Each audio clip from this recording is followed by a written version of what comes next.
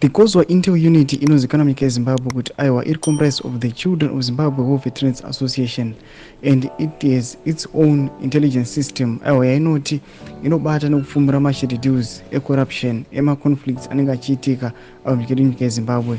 Sanapinda muzora nhasi pabuda vachiadresa aiwa their main agenda vachiexposa mamwe activities ari kuitika the ruling party. Nobva subscribe like out on the bell icon. Timida pahende yeCOZWVA vanobuda vachanyora vachiti what is COZWVA. Vanyora vachiti it is a group of concerned ordinary people. We do humanitarian work, fight corruption, promote democracy and the rule of law.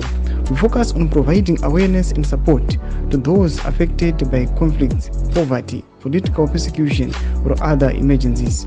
Anyone can join COZWVA. Vachingobva ipapo vatopinda pane this heartbreaking headline vabuda vanyora vachiti ZANU-PF Vikita DCC chairman Taruona is accused of stealing 10 bags of rice.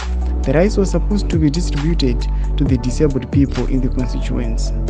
A police report is not being made since ZANU-PF policy says cases must be first resolved internally before official report. Ndomashikana nyoka pahendo yakakomana veCOZWVA vari kuvatara their main agenda vachiti aiwa isinouya chiita humanitarian work tichiexposa aiwa corruption yese nekuifighta tifighter for democracy and the rule of law.